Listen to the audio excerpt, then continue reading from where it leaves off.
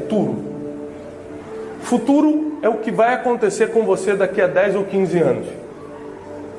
Muitos de vocês estão plantando coisas e estão preparando um futuro de paz, um futuro de prosperidade, um futuro de bênção. E outros não. Outros, apesar de estarem na igreja, vão ter um futuro muito complicado. Esses dias eu estava conversando com uma pessoa que eu estava atendendo, e ele falou para mim assim: Tiago, sabe o que é o complicado de acreditar nas coisas de Deus? Eu falei: o que é complicado? Ele falou: por exemplo, hoje eu já fui crente de verdade, já fiz coisa muito boa para Deus, já levei a Bíblia muito a sério, mas hoje eu estou vivendo como eu quero, eu faço o que eu quero, não vou à igreja, estou levando a vida que vocês aí chamam de pecado. E sabe o que acontece? Estou vivendo o melhor tempo da minha vida, nunca ganhei tanto dinheiro, nunca tive tão bem. Eu falei assim: há 2 anos atrás como é que você estava? Ele: não, então, há 2 anos atrás eu estava aí que nem vocês, bitolado dentro da igreja, cumprindo os princípios bíblicos, estudando isso, estudando aquilo, deixando de fazer isso, deixando de fazer aquilo. Eu falei: então, é que a gente esquece que toda semeadura leva um tempo para colher. Nada de um dia para o outro. O que você está vivendo hoje com a vida toda errada é uma colheita do que você plantou há 2, 3 anos atrás. Deus não vai cancelar sua colheita, que é um direito seu, porque hoje você está errado. O problema é o seu futuro. Porque hoje as sementes que estão caindo no chão estão criando um futuro de divisão, de pobreza, de problema. Não pense que você está cometendo um erro hoje que amanhã você vai ser castigado, porque não é assim que funciona. A Bíblia, ela está debaixo da lei do plantar e colher, a lei da semeadura, muito conhecida. E como toda plantação, existe a regra do tempo. Então eu sei que muita coisa que eu estou colhendo hoje, não é porque hoje eu estou orando 5 horas por dia, porque eu não estou. Muita coisa que eu estou colhendo hoje, não é porque eu sou o cara mais santo da terra. Não. Tem a ver com coisas que eu fiz há anos atrás. Tem vezes, preços que eu paguei. Coisas que eu deixei de fazer. Coisas que eu me arrependi de ter feito de verdade. E me quebrantei diante de Deus. Tem a ver com o que eu fui plantando nos últimos tempos. E o que eu estou fazendo agora, eu não vou colher agora. Seja de bom ou ruim, que está caindo das minhas mãos. As sementes que estão caindo das minhas mãos e caindo em terra agora, eu não vou colher agora. São sementes que estão sendo plantadas para o meu futuro. Então o que é o futuro? É como você vai estar daqui a 10, 15, 20 anos. E quem não tem visão de futuro, não tem a mínima ideia do que plantar agora. Isso você entende bem do porquê Jacó queria comprar uma bênção e Esaú queria vender a bênção. O que determina quem compra e quem vende é a visão de futuro que a pessoa tem. Veio a crise sobre o país. 2008 nos Estados Unidos veio aquela crise terrível, imobiliária. Todo mundo começou a botar casa para vender. Quem estava hipotecado começou a botar na rua. Mas muitas pessoas começaram a comprar no meio da crise. Por que tinha loucos comprando? Porque esses loucos estavam de olho no futuro. Quem já viu o futuro toma atitudes totalmente contrárias a quem não viu nada. Porque se você volta de 30 anos no futuro para hoje, você agiria completamente diferente como está agindo agora. Inclusive emocionalmente, você já não ficaria nervosinho com algumas coisas.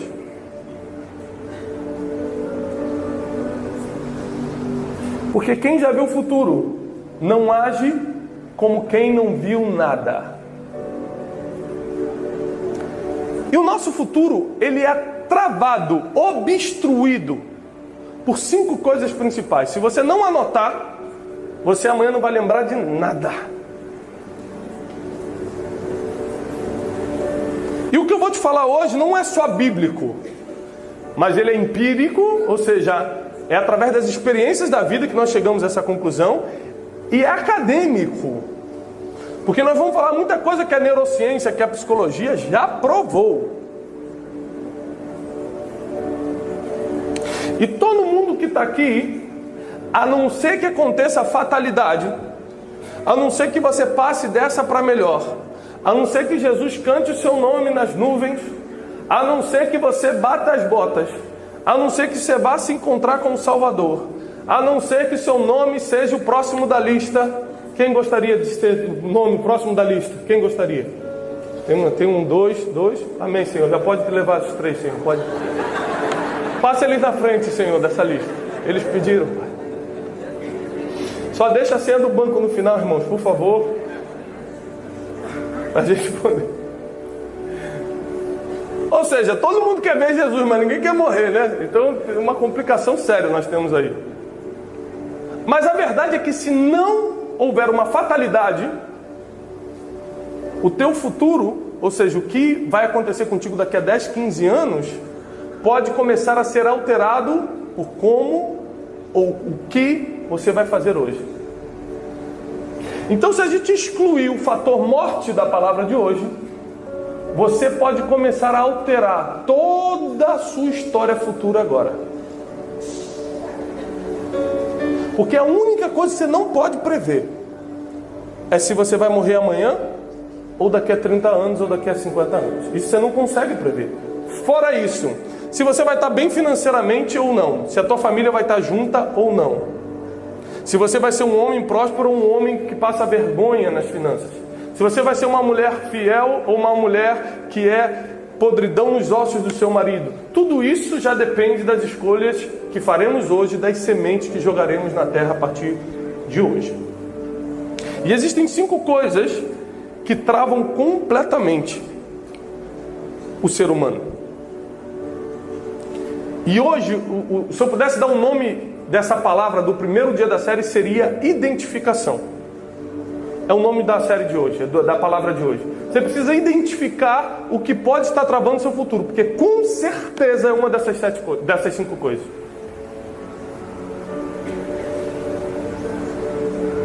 Com certeza você está incluído em uma dessas 5 coisas. Pastor, eu não estou, então glória a Deus, teu futuro está liberado, é partir, né, para conquista. Mas a maioria das pessoas sabem que tem um futuro travado em várias coisas. Quem aqui tem certeza que daqui a 5 anos você vai estar próspero financeiramente? Quem aqui tem certeza que daqui a 10 anos sua família ainda vai estar junta? Não, presta atenção. Eu não estou perguntando se você acredita, se é o que você quer. Presta atenção na pergunta. Uma coisa que eu quero te auxiliar nessa série é você aprender a pensar. Não haja por impulso. Quem age por impulso não está pensando. Não levante porque os outros levantaram a mão, porque senão você é só um copiador, você não é um pensador. Pensa um pouco no que eu te perguntei. Você tem certeza que daqui a 10 anos sua família vai estar junta? Seu casamento vai estar de pé? Você tem certeza que daqui a 5 anos você vai estar próspero financeiramente? Porque se você levantar a mão e falar, eu tenho certeza, eu vou te chamar aqui e vou perguntar, então me diga 3 coisas que você está fazendo para que daqui a 10 anos sua família esteja junta. Me diga 2 coisas que você está fazendo para daqui a 5 anos você ser próspero financeiramente.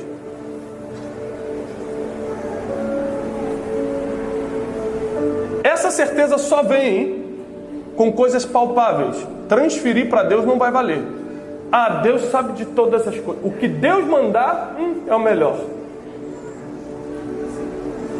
Mas eu quero te provar biblicamente que os heróis da fé não tiveram esse pensamento que você teve, não. Ou tem, ou um dia teve.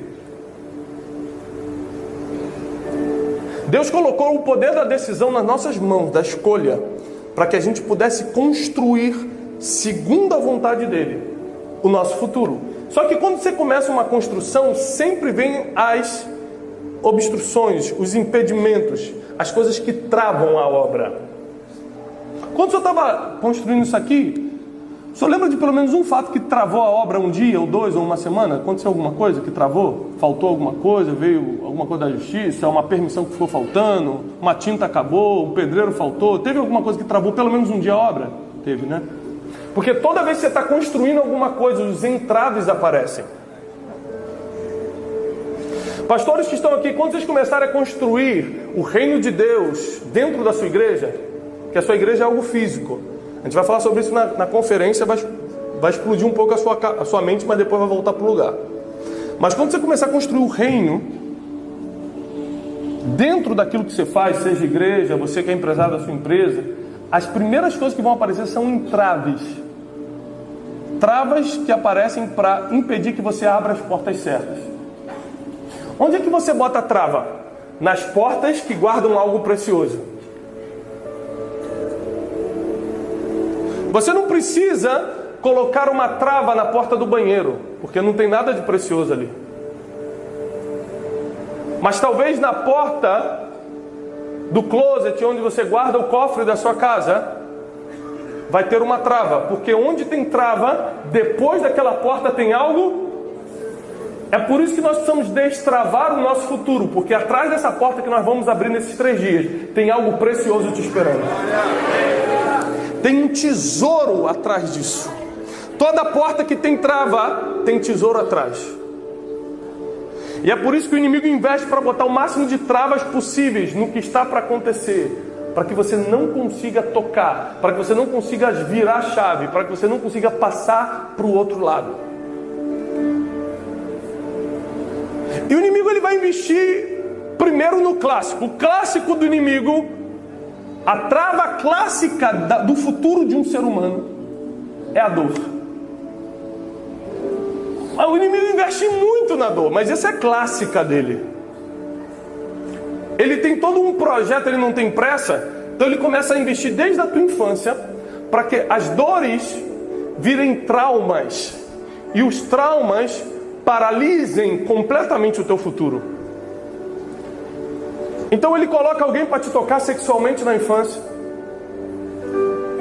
Ele faz um pai sair de casa, te abandonar e você crescer sem a figura paterna. E tudo isso vai gerando ódio, vai gerando abandono. Ele faz com que quem você mais confiasse, ou mais confiava, te abandonasse, te deixasse, te traísse, desse as costas para você. Ele vai semeando dores. E no conjunto das dores formam-se traumas. E os traumas são travas que impedem você passar a porta para o futuro.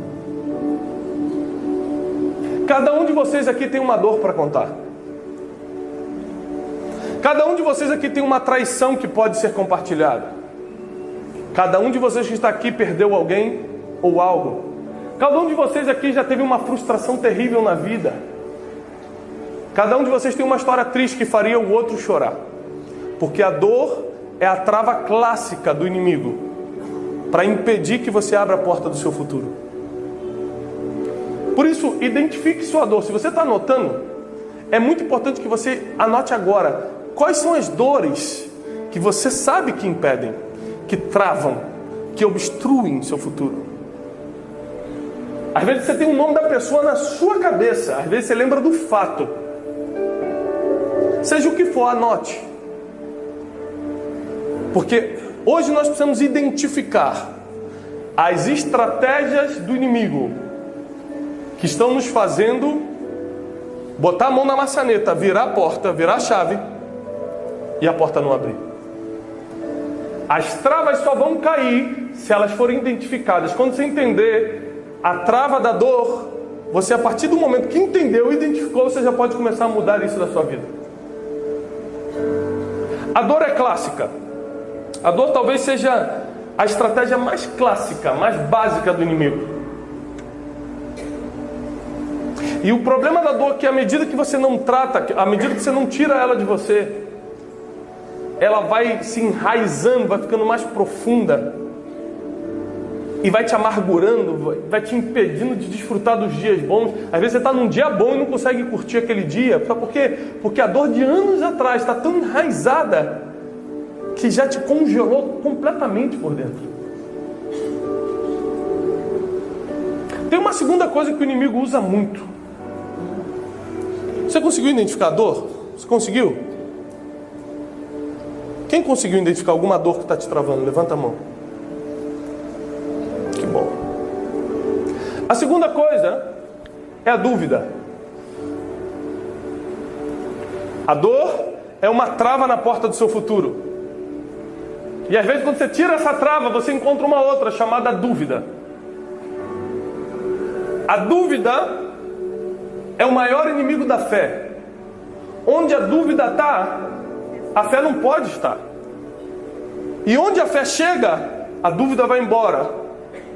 Logo, acreditar, ou seja, não duvidar, é o primeiro degrau da escada da fé. O apóstolo Tiago, no capítulo 1, diz: se você for pedir algo a Deus, peça sem duvidar, porque quem duvida é semelhante a as ondas do mar que vêm e vão. Ou seja, você sempre vai ser inconstante, você sempre vai ser o feridinho emocional, você vai sempre ser o que ataca, você sempre vai ser o que, pra mim nada dá certo, você sempre vai ser aquele que fala, não sei se é minha hora, não sei se eu vou, porque quando você é inconstante, você só fica indo e vindo. Tem dias bons, dias ruins. Um dia tem dinheiro, outro dia não tem. Um domingo está na igreja, o outro fica vendo Fantástico. Um mês dá dízimo, outro mês fala, eu quero ver melhor essa base bíblica para eu fazer isso. Inconstantes em todos os seus caminhos. Não pense, diz o apóstolo Tiago, que tal homem receberá alguma coisa do Senhor. O inimigo que conhece a palavra sabe que se ele colocar dúvida, se ele plantar uma semente de dúvida em você, ele já travou totalmente o seu futuro. Porque todas as nossas conquistas obrigatoriamente serão pela fé. A administração disso será com a sabedoria, mas a conquista é pela fé. O trabalho que Deus vai te dar, a empresa que Ele vai colocar na tua mão, para quem é solteiro, o casamento que Ele vai fazer chegar para você, você vai conquistar isso pela fé. A administração vai ter que ser com sabedoria e inteligência.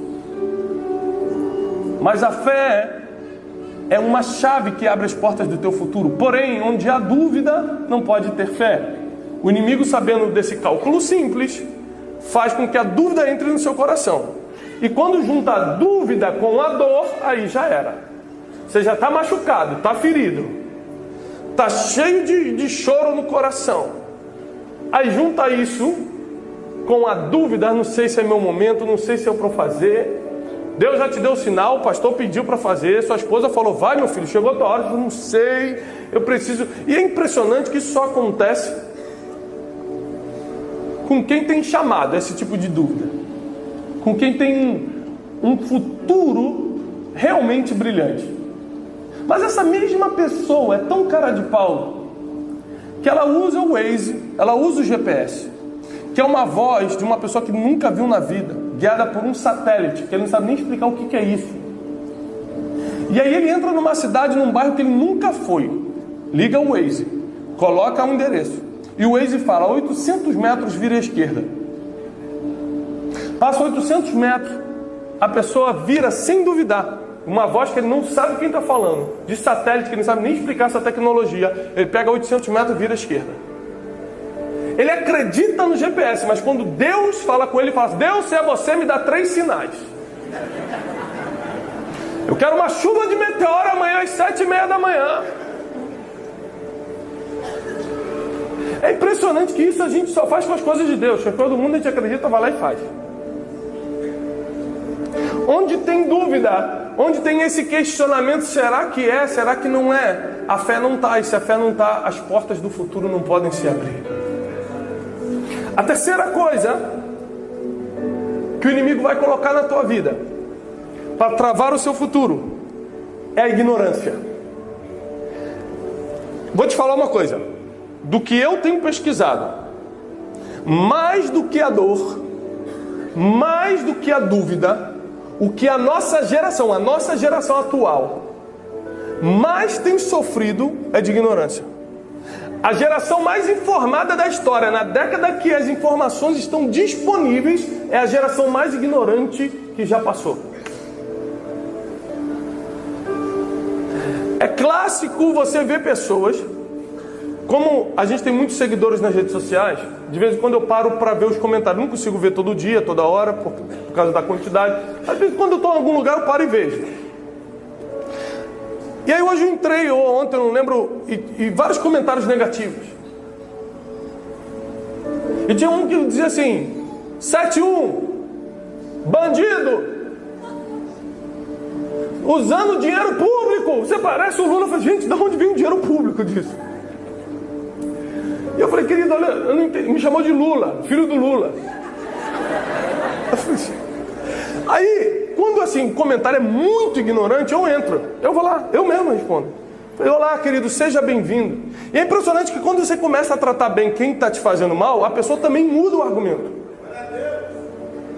Uns falam assim, uns eu respondo, falo, amém, querido, seja bem-vindo, sua opinião é muito importante, você é aceito aqui. Porque às vezes é só a falta de aceitação que está fazendo ela te atacar, né? Você é aceito, obrigado por ter escrito aqui, olha, Deus te abençoe. Nós temos visões diferentes sobre esse assunto, mas às vezes a pessoa, amém, pastor, Deus te abençoe também, muito lindo seu filho, hein? O mesmo estava me xingando há 2 minutos atrás. Ou seja, ignorância. Sem pensar, ele entra ali e te faz um ataque. Tem a segunda pessoa, que é a pessoa que entra, faz um ataque assim, sem pé nem cabeça. Você entra e fala, querido, seja bem-vindo, puxa, que bom que você comentou. Nós temos visões diferentes sobre isso. Olha só, o que eu escrevi acima significa isso, isso e isso. Baseado na Bíblia, baseado na ciência, baseado em tal coisa. Qual é o seu argumento para que eu entenda a sua linha de pensamento? A pessoa vem embaixo, você é ladrão, Ela não leu o que eu escrevi. Ela já volta ofendendo, porque ela nunca me viu na vida, nem eu nunca vi na vida.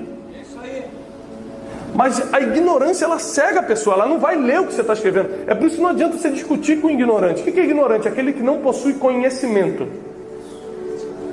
Não tem. Você sempre vai perder para o ignorante, sempre você vai sair perdendo. Você pode ganhar a conversa, mas vai sair machucado emocionalmente por alguém que não tem a mínima ideia que tinha o poder de te ferir.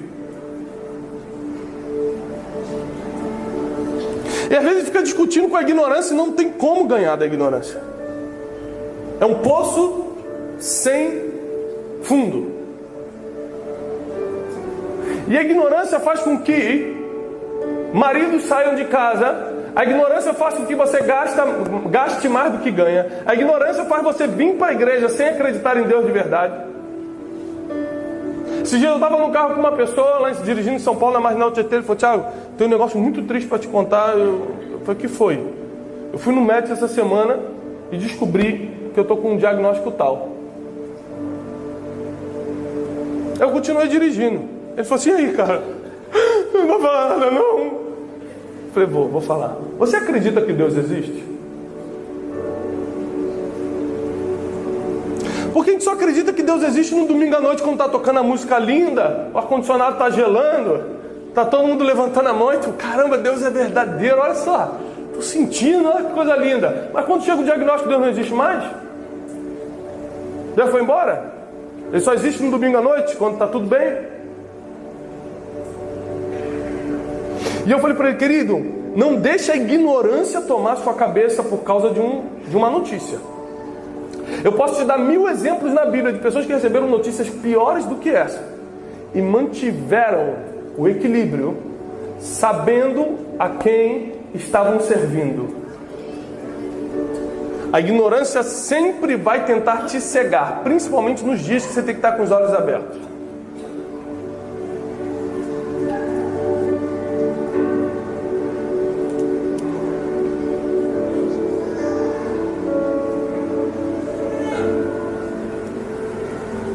A quarta coisa,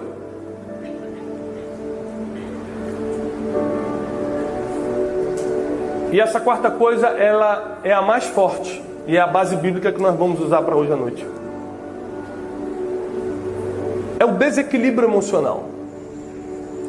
A dor, a dúvida, a ignorância e o desequilíbrio emocional.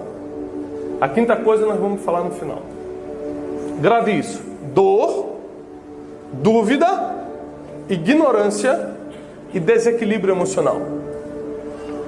Se você reparar, um está conectado ao outro.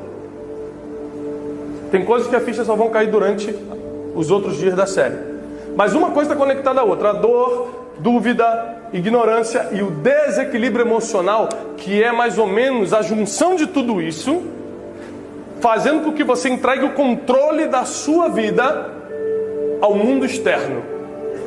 O que é o desequilíbrio emocional? O desequilíbrio emocional é quando você perdeu a liderança interior e qualquer coisa externa tem o poder de te tocar, de te ferir, de te desequilibrar.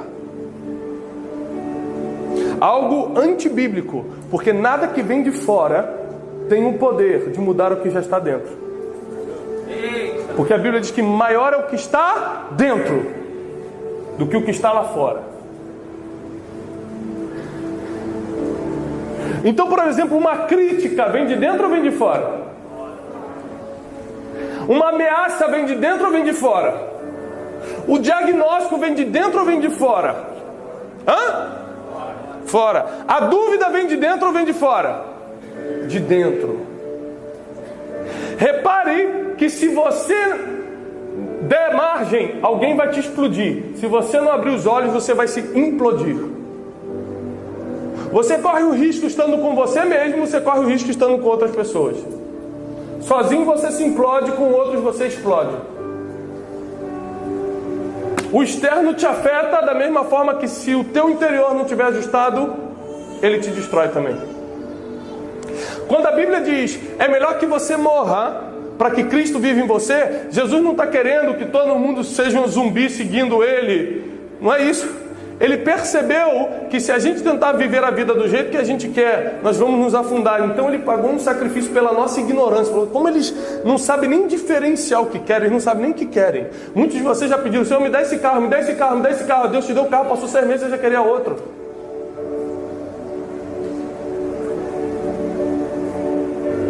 Ele não sabe nem o que quer. Como ele já sabia, ele pagou um preço pela sua ignorância. Mandou Jesus Cristo na cruz para que ele pagasse todo o preço por você. E se você morrer com ele na cruz, você também será ressuscitado com ele. Então foi uma estratégia divina para que você não fique nem na mão do seu interior e nem dependente das coisas exteriores. Mas tem alguém que domina suas emoções, que cria os passos do seu futuro, que sabe exatamente o que é melhor para você. Alguém que entende você como você mesmo não se entende, porque você ainda está em tanta crise emocional que ainda não consegue nem se entender. Ele já te entendeu. Alguém que já te viu no futuro e por isso te deixou de pé hoje, porque ele já sabe quem você vai se tornar. Alguém que acredita mais em você do que você mesmo. E o desequilíbrio emocional é a junção de todas essas coisas e é o que hoje está derrubando muita gente. Repare comigo, porque nesses 3 dias nós vamos estudar a história de Jonas. O profeta Jonas. Vocês conhecem a história dele por causa da famosa história do grande peixe, que a gente chama de baleia, que engoliu Jonas. A gente fala da desobediência de Jonas. A gente fala da falta de fé de Jonas. A gente fala tanta coisa que é indevida em relação a Jonas. Porque eu vou te falar uma coisa. Na Bíblia não tem registro de um homem que tinha uma fé e uma conexão espiritual no nível que Jonas tinha. Eu vou te provar isso. Como é que um homem, que eu estou afirmando que tinha um nível espiritual altíssimo, uma conexão divina diferente de todo mundo, que tinha uma fé sobrenatural, fez o que fez? Vamos começar estudando Jonas de trás para frente. Abra no capítulo 4. Diz assim: com isso, desgostou-se Jonas extremamente e ficou irado. Esse aqui é o profeta do Senhor. Quem aqui já ficou irado? Com raiva? Quem já xingou? Crente? Não, crente. Quando o crente, depois de convertido, xingou mesmo, xingou.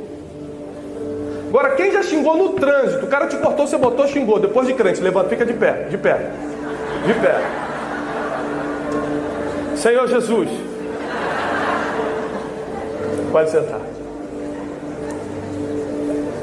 Eu espero que os diáconos tenham tirado foto de todo mundo para a gente no final. A Bíblia diz que ele ficou extremamente desgostoso e irado. Você sabe por que o profeta Jonas estava desgostoso e estava irado? Porque Deus salvou uma cidade. Esse era o motivo. Como Deus salvou Nínive, ele ficou irado Ele ficou extremamente desgostoso. Como é que um profeta pode ficar desgostoso por um bem que Deus faz? É porque, mais do que a vontade de Deus, ele estava com raiva das pessoas que estavam em Nínive. Porque quando você é desequilibrado emocionalmente, você coloca a tua raiva, as tuas emoções, teu ódio, teus sentimentos, o eu quero, na frente da vontade de Deus, ainda que seja ungido o profeta. Ainda que você tenha um grande ministério, ainda que você tenha um grande chamado, ainda que Deus tenha confiado coisas muito grandes nas tuas mãos, ainda que você tenha habilidades que poucos têm, ainda que você tenha um dom que não vai ser retirado, você estando em pecado ou não, porque os dons são irrevogáveis, ainda que você tenha tudo isso, ainda que Deus confie revelações a você, você pode estragar tudo pelo desequilíbrio emocional. Porque você sempre, como bom desequilibrado emocionalmente, colocará suas emoções na frente das decisões divinas. Você vai preferir escutar a voz do eu do que a voz do Espírito Santo. Você vai confundir o que é raiva, o que é ira, com uma palavra profética. Você não vai saber distinguir mais as coisas. E Jonas orou ao Senhor, versículo 2, e disse: Ah, Senhor, mas não foi isso que eu te disse, estando eu ainda na minha terra. Por isso eu me adiantei fugindo para Tarsis, pois eu sabia que você é um Deus clemente, misericordioso, tardio em irar-se, grande em benignidade, e que te arrependes do mal. Peço-te, pois, ó Senhor, tira-me a vida, porque para mim é melhor morrer do que viver. Quem entende só um pouquinho de psiquiatria aqui me diz: qual é o quadro que você tem que estar, clinicamente falando, para pedir a morte? Depressão é o mínimo, é o estágio 1. A depressão, ela desencadeia um desejo de morte, ainda que seja inconsciente. Às vezes você não quer morrer conscientemente, mas você começa a sentir o espírito de morte. Quem está entendendo o que eu estou falando? E quando você não trata uma depressão, por exemplo, o quadro clínico vai se agravando. A patologia vai aumentando. Eu conheço muitos líderes no Brasil, vai ser um dos assuntos que a gente vai tratar também na conferência, que são grandes homens de Deus, mas claramente, patologicamente falando, tem problemas psiquiátricos seríssimos. O problema dele não é espiritual, ele realmente é um homem de Deus, ele realmente escuta a voz de Deus, não é o diabo que não, é Deus que usa ele, só que ele tem uma doença psiquiátrica. E da mesma forma que você pode ter uma válvula, um problema no coração e continuar pregando, você pode ter um problema psiquiátrico e continuar pregando normalmente. O problema é que o problema no coração machuca só você, o problema psiquiátrico machuca todo mundo que está debaixo de você. Jonas aqui revela que ele tinha patologias clínicas, porque as emoções dele estavam tão afloradas que ele estava com raiva de Deus, porque Deus salvou um povo que ele queria que morresse. Mas repare que o capítulo 4, nós estamos começando a estudar de trás para frente, amanhã a gente vai começar no capítulo 1. Deus vai sentar como Deus bom, paciente, amoroso que Ele é, e vai fazer uma sessão de psicologia com Jonas. Vai ser claramente isso, você vai ver. Porque Deus é misericordioso, realmente Ele é tardio em irar-se.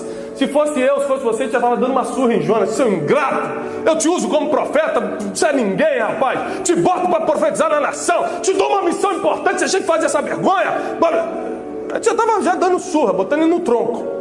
Deus não, Deus vê todo o erro, vê toda a ignorância, senta do lado dele e fala: Jonas, é por isso que nós só podemos servir a Deus mesmo, porque diante de todos os nossos erros, é o único que vai continuar do nosso lado, chamando a gente pelo nome com mansidão. Tiago, todos os outros vão nos apedrejar, todos os outros vão nos julgar, ninguém vai dar a chance que Ele nos dá. Sabe por quê? Porque Deus não trabalha com sistema de chances, Ele só te mergulha no mar da graça e pronto. Quem dá chance é homem. Vou te dar mais uma chance, hein? Deus não. Deus não contou quantas vezes você errou até aqui. Ele simplesmente mergulhou no mar da graça. Ele não está mais contando nada. Ele só quer que você volte todos os dias.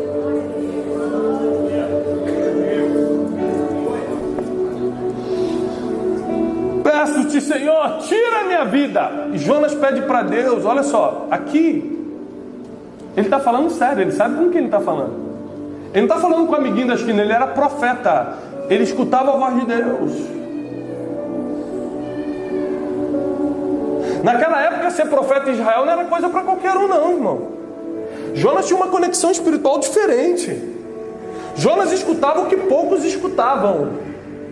Ele sabia exatamente com quem estava falando. Ele vira para Deus e fala: tira minha vida, pode levar, pode me matar, porque para mim é melhor morrer do que viver. Ele não tinha nenhuma doença, não descobriu que estava com câncer, não perdeu um filho tragicamente, nada.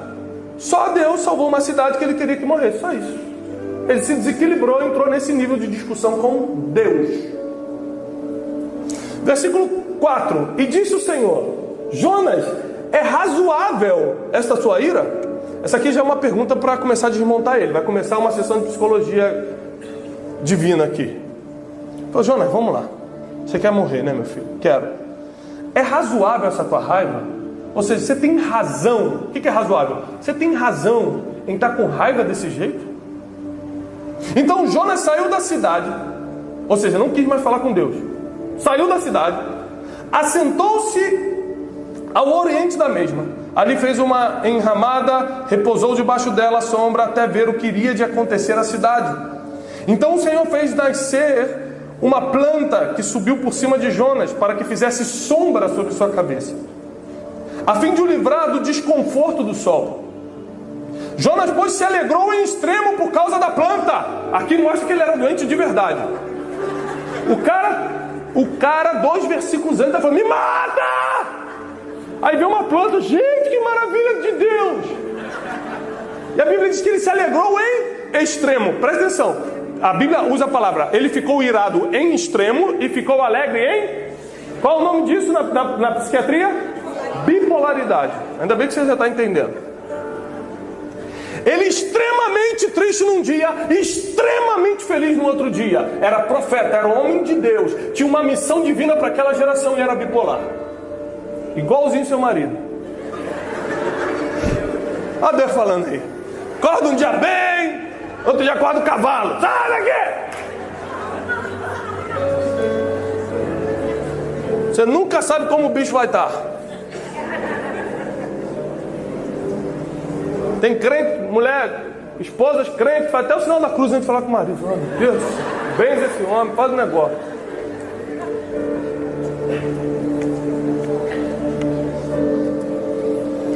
Bipolar o menino. Jonas, pois, se alegrou em extremo por causa daquela planta. Mas Deus, no dia seguinte, é que Deus vai lá, vai tocar na planta para continuar a sessão de psicologia com ele, para tratar o homem, para tratar a alma dele. Mas Deus, no dia seguinte, ao subir da alva, ou seja, de manhã, enviou um verme que feriu a planta e a planta secou. Nascendo o sol, Deus mandou um vento oriental. O sol bateu na cabeça de Jonas de maneira que ele já desfalecia. Então ele pediu para si a morte, dizendo: voltou a querer morrer. Melhor para mim é morrer do que viver. Ou seja, quando as coisas não saem do jeito que o bipolar quer, que o doente emocionalmente quer, ele amaldiçoa a Deus, ele pede a morte, ele quer que o irmão morra mesmo. Então entenda o seguinte: nem todo mundo que está dentro da igreja e te feriu foi usado pelo diabo. Às vezes ele só era doente mesmo emocionalmente. Às vezes ele era de Deus. Jonas era de Deus, não era do diabo. Ele só não se deixou tratar numa área que deveria ter se tratado. Por isso que o desequilíbrio emocional é o que mais trava o teu futuro. Bota um cadeado enorme na porta que poderia abrir o caminho do teu futuro. E eu encerro aqui, versículo 9. Então perguntou Deus a Jonas. Ele continua aqui a terapia: é razoável esta ira por causa de uma planta? Aí Deus volta com a mesma pergunta antes. Você tem razão em estar irado dessa maneira? Como é que você está nervoso, Jonas? É razoável essa tua ira? Ele respondeu: é razoável a minha ira. E a minha ira é até a morte. Ele continuou discutindo com Deus e pediu a morte pela 3ª vez em um capítulo. A gente está falando de um profeta do pressão. A gente não está falando aqui de uma malequita. A gente gente não está falando do inimigo de Deus, está falando de um profeta do Senhor que Deus confiou nele, de todos os profetas. Deus confiou nele, tinha um motivo para o qual Deus confiara em Jonas para essa missão importante, que era salvar uma cidade inteira. Você não vai ver na Bíblia um homem, um profeta que ganhou uma cidade toda em um dia como Jonas. Ele era um cara especial. Ele sabia fazer o que ninguém sabia. Ele tinha habilidades que outras pessoas não tinham. Ele entra e salva a cidade inteira. E a Bíblia diz, 120 mil habitantes. Diferente da mulher samaritana que foi e salvou Samaria, mas a Bíblia não deixa claro se foi todo mundo. Fala só que os homens vieram e aceitaram.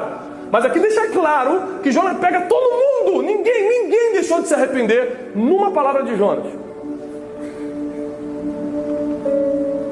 Tornou o Senhor a palavra e disse: você tem compaixão da planta que não te custou trabalho nenhum. Agora Deus vai começar a contar a história dele com o povo de Nínive.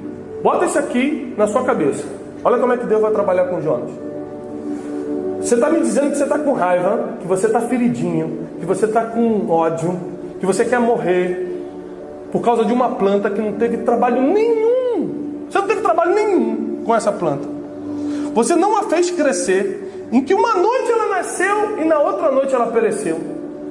Como eu não hei de ter compaixão da grande cidade de Nínive, que há mais de 120 mil pessoas nela, que não sabem discernir entre a mão direita e a mão esquerda? Jonas, como eu posso cumprir a tua raivinha e matar esse pessoal de Nínive, se eu tive todo o trabalho de criar um a um, de vir abençoando as gerações desses homens, de dar um nome a cada um, desde o dia do nascimento de cada um, meus anjos estão cercando a vida deles, os céus se movimentam a favor dessa cidade. Eu tive todo o trabalho de criar um a um. Eu conheço o histórico, o passado, as lutas, as dificuldades de cada um. Eu sei por que essa cidade se tornou uma cidade má. A Bíblia diz no início que era uma cidade que estava cometendo atrocidades, e as impurezas dessa cidade chegou até o Senhor. Então Deus mandou Jonas para condenar aquela cidade. Mas Deus é tão misericordioso que antes da condenação Ele faz um filtro. Olha o teu passado, coisa que o ser humano não vê. Olha as tuas motivações, coisa que o ser humano não vê. Olha o teu coração, coisa que o ser humano não vê. Entende o porquê você está fazendo o que está fazendo, coisa que o ser humano não quer saber o porquê você está fazendo o que está fazendo. Ele fala a verdade. A ignorância. Quando a Bíblia diz assim, ó, ele não sabe discernir a mão esquerda da direita, está falando que eles são um bando de ignorantes.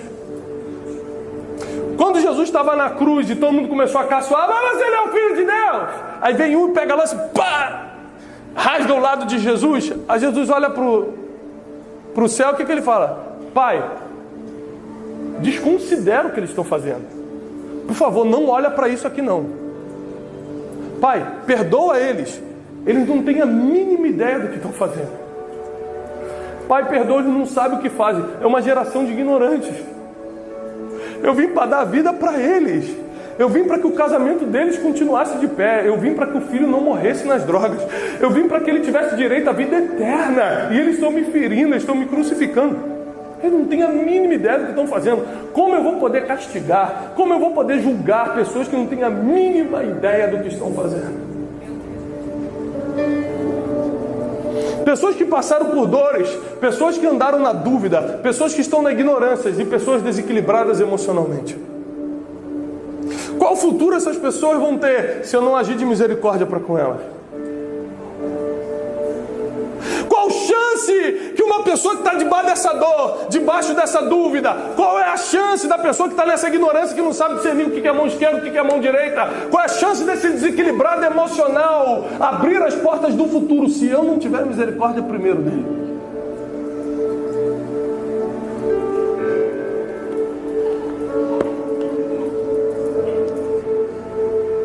Se você identificar aquilo que está travando o seu futuro hoje, você já deu um grande passo rumo à cura. Você já começou a tirar um pouco dos ferrolhos que estão segurando essa porta. Porque a dor não vai ser mais uma opção para você. Deus é especialista em usar a dor a teu favor. Deus nunca desperdiça uma dor. Toda dor na Bíblia foi usada a favor de Deus. Toda. Deus usou a dor de José para colocar ele no trono. Deus usou a dor de Jó para fortalecer a tua fé.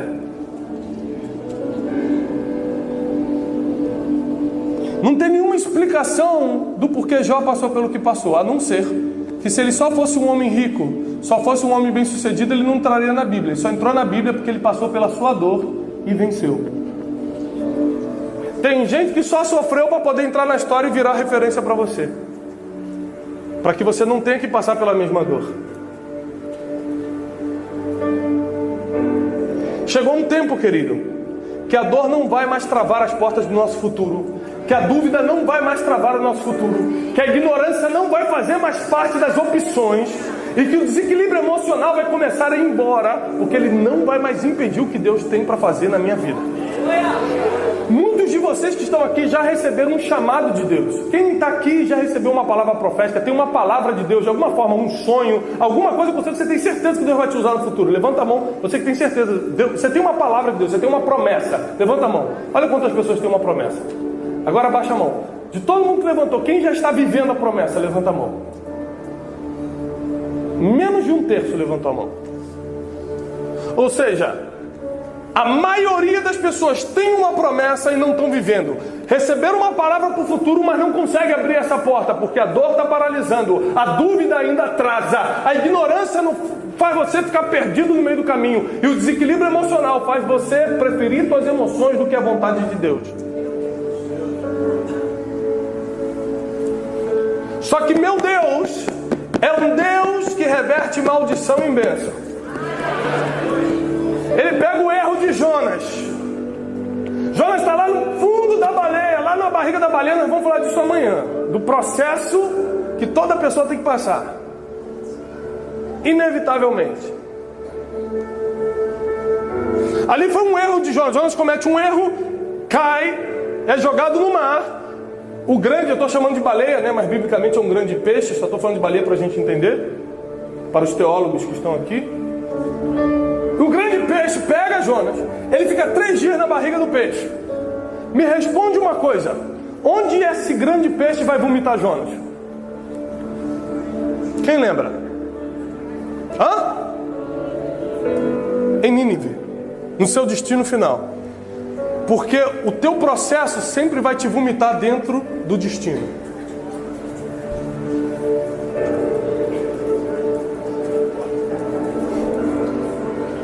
Você não saberia chegar no seu destino final se não passasse pelo processo.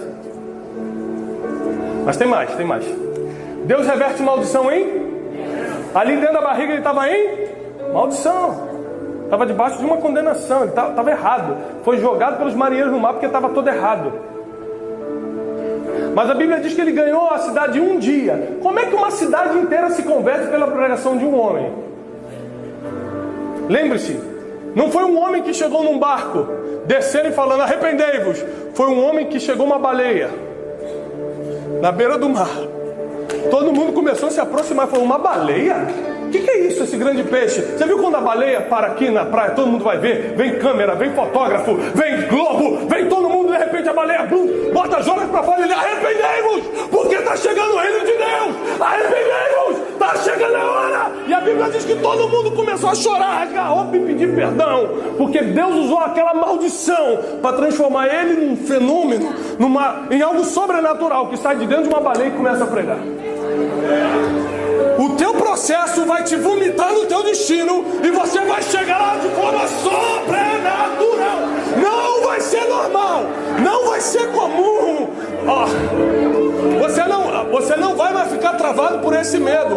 Você não vai mais ficar travado por causa desse desequilíbrio emocional. Você não vai mais ficar travado pela dúvida ou pela ignorância. Deus está te fazendo identificar, porque hoje vai cair. Vai cair, nada mais vai impedir que as portas do teu futuro se abram. Nada mais vai impedir que as portas do teu futuro se abram. Deus te trouxe aqui porque Ele tem uma missão para você.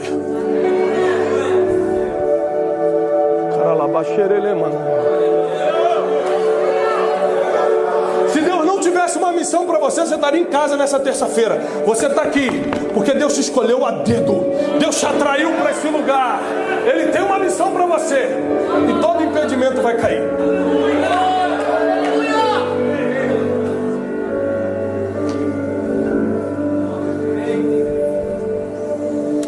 A quinta coisa que trava o futuro de um homem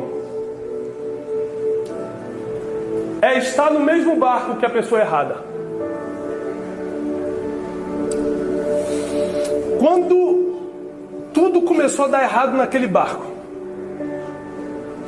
os marinheiros se reuniram, eles eram especialistas no mar e sabiam, não é normal o que está acontecendo. Esse vento contrário, isso aqui, peraí, tem alguma coisa errada. E eles jogaram sorte para saber quem estava errado dentro daquele barco, porque normal não era. Eles eram especialistas no mar. A sorte cai sobre Jonas. Então eles não jogam Jonas direto, mas falam assim: o que tu fizeste para que isso nos sobrevieste? E Jonas falou: eu errei com o meu Deus. E eles falaram: quem é o seu Deus?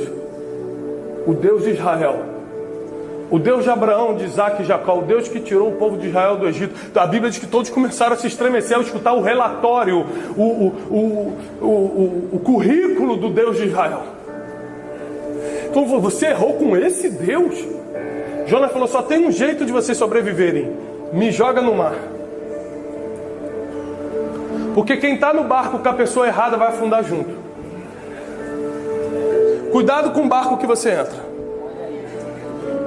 Porque ele pode não chegar no futuro, ele pode não chegar no destino final, porque você está com pessoas erradas dentro dele. E Jonas era tão homem de Deus, tão profeta, que ele falou: vai fazer o seguinte, não estraga o futuro de vocês não.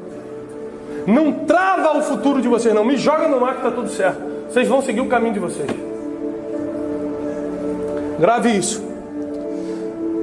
Em qualquer lugar que você entre, verifique, certifique-se que ali não tem nenhuma pessoa que vai travar o seu futuro. Porque às vezes as coisas vão agitar para você, o barco vai ficar de um lado para o outro, por um problema que não é seu, você só entrou nele.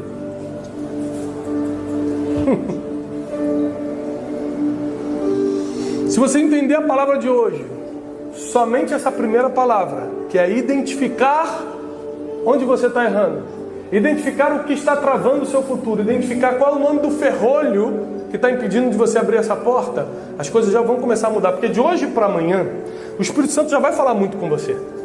Já estão caindo sementes no teu coração que vão fazer diferença para o dia de amanhã. E amanhã, quando a gente começar a estudar como foi o chamado de Jonas e o porquê ele não aceitou, você vai se identificar, você vai entender que muita coisa não aconteceu na tua vida, não porque você não era um homem ou uma mulher de Deus, não porque você não escutava a Deus, e sim porque você sempre tem a mania feia de se escutar antes. Eu vou repetir o versículo: fazei morrer a vossa natureza humana.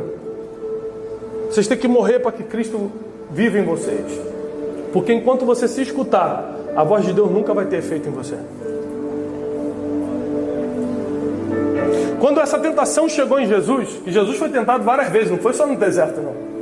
Naquela vez que ele estava no Getsêmani, ele falou: Pai, se possível, afasta de mim esse cálice. Ele estava no meio de uma tentação ali.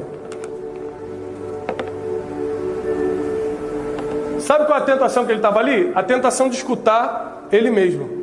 Caramba, morrer na cruz. Nossa, deve doer demais esse negócio. Só tenho 33 anos, tenho uma vida inteira. Se eu ficar mais um ano aqui, eu salvo um monte de gente. Se nesse último ano eu levantei tantos aleijados, fiz tanto cego, eu ressuscitei morto. Se eu ficar mais um ano, você começa a escutar o teu eu começa a dar desculpas para você fugir do propósito. Aí Jesus quase estava dando voz ao eu. Pai, será que não dá para passar esse cálice? Não, mas não seja a minha vontade, ou seja, não seja a minha voz interior que determina, mas a tua voz que vem do céu. Porque nenhuma palavra que vem do céu volta vazia sem cumprir o destino que foi determinado na terra. Então é melhor que saia do céu a voz e não de dentro de mim.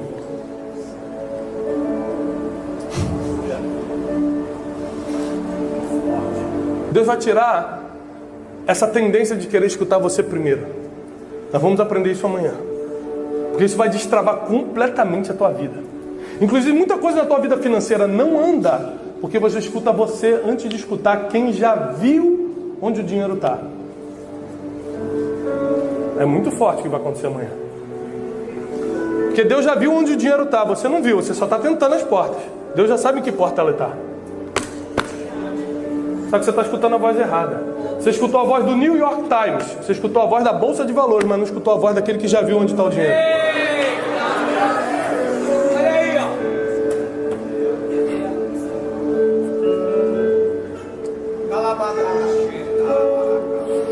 Deus vai destravar o futuro de muita gente aqui. Cada um de vocês vai ser um missionário. Onde vocês forem enviados, para uma empresa, para uma outra nação, não importa, vocês vão sair daqui enviados. Vocês vão sair aqui debaixo de uma palavra. Vocês vão sair daqui com uma missão. Sabe por quê? Sentido de vida só vem para o ser humano quando ele descobre sua missão, porque ele faz o que faz. Por isso que você precisa sair daqui com uma missão.